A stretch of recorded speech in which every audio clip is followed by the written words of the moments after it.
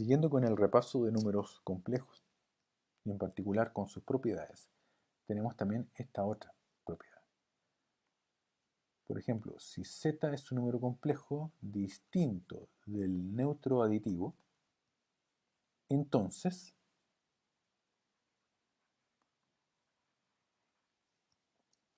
el complejo conjugado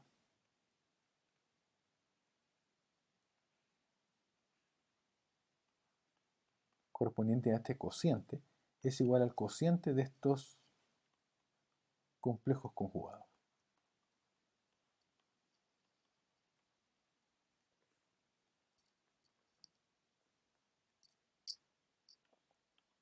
Otra propiedad es la siguiente. La parte real de un número complejo siempre va a ser igual al promedio que se establece entre el número complejo y su conjugado. En otras palabras, la parte real de un número complejo siempre va a ser igual a la mitad de la suma entre el complejo original y su conjugado. Y la parte imaginaria de un número complejo va a ser siempre igual a la diferencia entre el complejo original y su complejo conjugado dividido por el doble de la unidad imaginaria. Otra propiedad es la siguiente. El producto entre un número complejo y su conjugado siempre será igual a la suma del cuadrado de la parte real del complejo con el cuadrado de la parte imaginaria de ese mismo complejo. Por lo tanto, como pueden observar, este producto siempre va a ser perteneciente al conjunto de los números reales, incluido, por supuesto, el 0, porque en el caso de que se trate del complejo nulo, 0 por 0 es 0. Pero en cualquier otro caso, es decir, para cualquier otro complejo distinto de 0, vamos a obtener un resultado, aquí lo voy a escribir más específicamente, conjunto positivo de los números reales unido con el 0. Es decir, esta cantidad siempre va a ser mayor o igual que 0.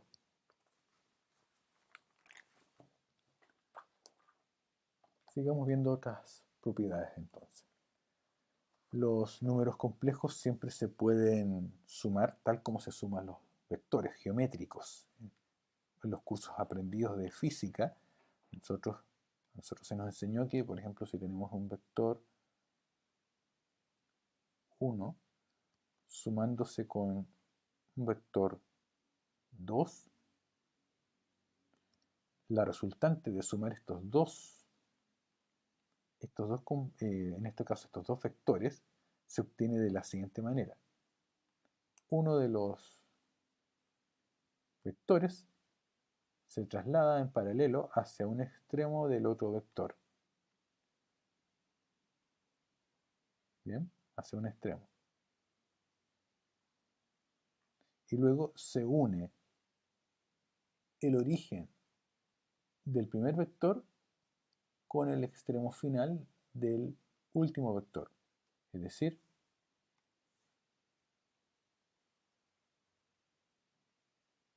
lo que obtenemos aquí es la resultante de la suma de estos dos vectores.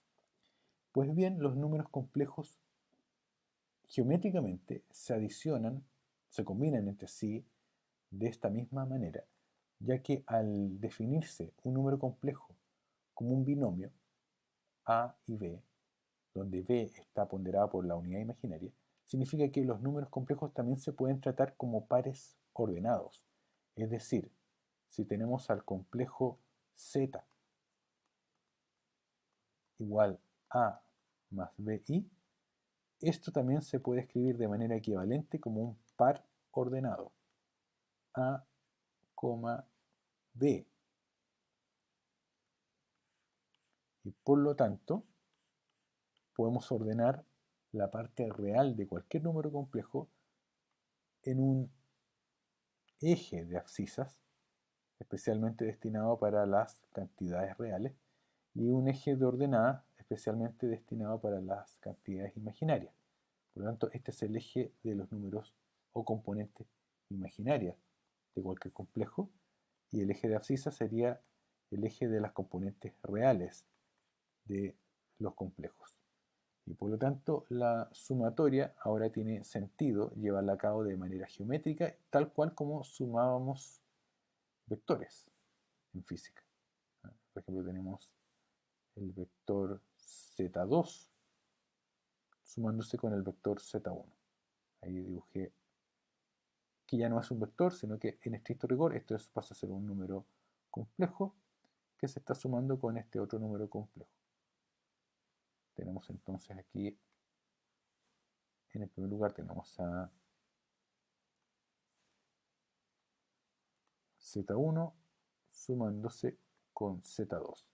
Y ya sabemos que para sumar hay que trazar una paralela, un vector paralelo, una copia del vector original del primero, por ejemplo,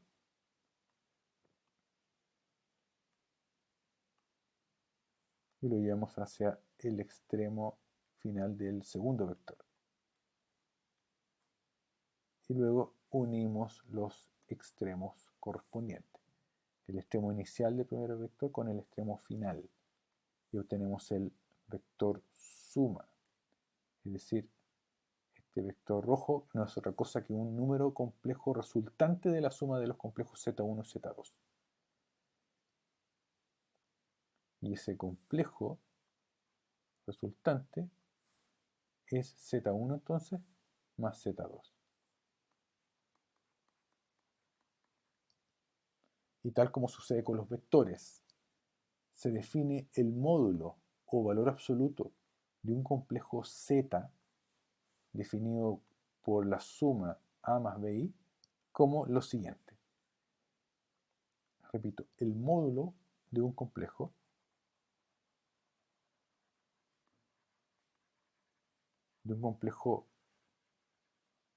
z igual a más bi se define entonces como la raíz cuadrada de la suma de los cuadrados de las dos componentes de ese vector.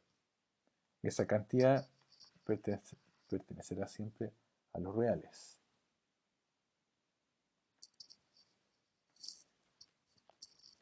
Para ser más riguroso, reales positivos unidos con el cero.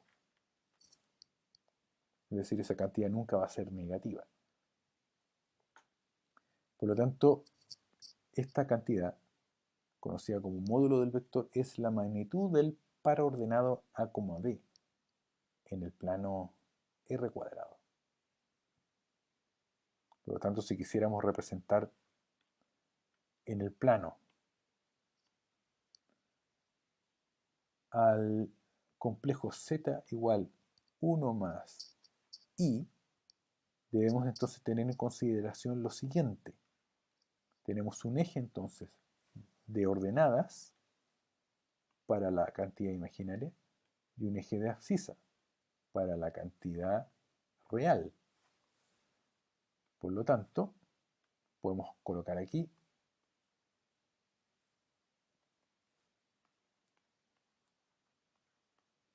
las etiquetas correspondientes, parte imaginaria, parte real, y ahora localizar este par ordenado, 1 más i. Entonces, tenemos lo siguiente. Vamos a ir tomando cada dos cuadros por unidad. Por lo tanto, si tenemos aquí 1, 2, 3 y aquí 1, 2, tenemos lo siguiente. Ese número complejo z escrito como un binomio, equivalentemente se puede escribir como un par ordenado, que en este caso sería 1,1. Por lo tanto, en este plano, en el plano de los números complejos, tenemos que en este punto se encuentra el extremo del complejo z. El complejo z, entonces, se encuentra orientado de esta manera en este plano. ahí hemos dibujado el complejo Z. Este es el complejo Z,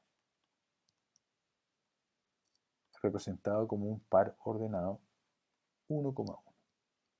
Ahora, note usted lo siguiente. Tenemos entonces un vector, ¿cierto?, en el plano. Por lo tanto, estamos con todo el derecho de describir ese vector en el plano, no solamente a través de estos dos números, que conforman un par ordenado.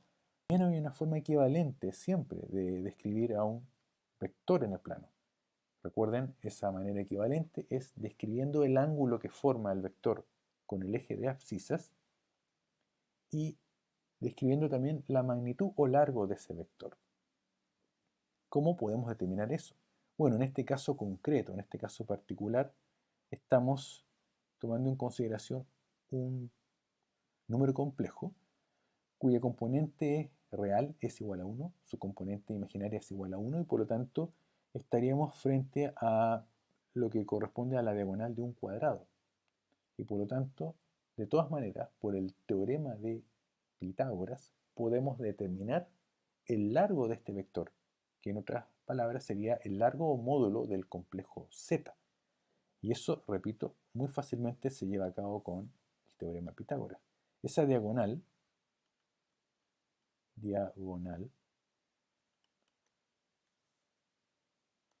será igual a la raíz cuadrada de 1 más 1.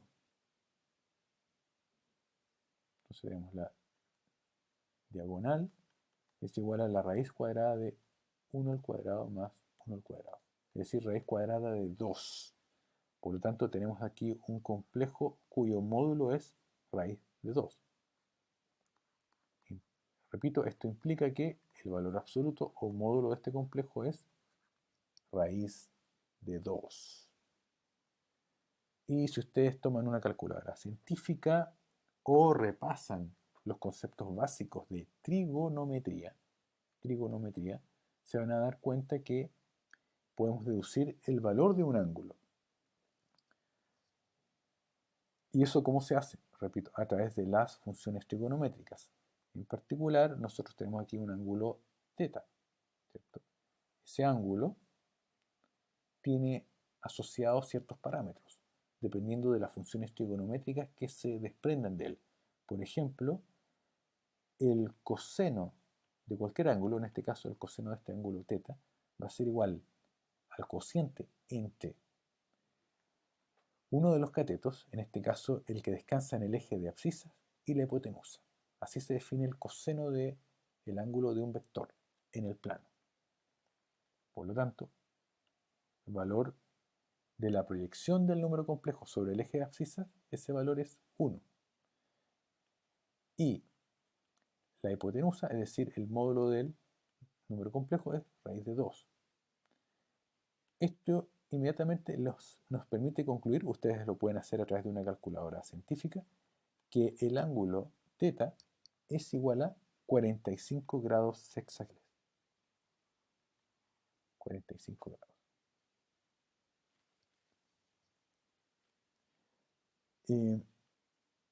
Por lo tanto, ustedes recuerden que siempre pueden deducir estos dos datos de un número complejo.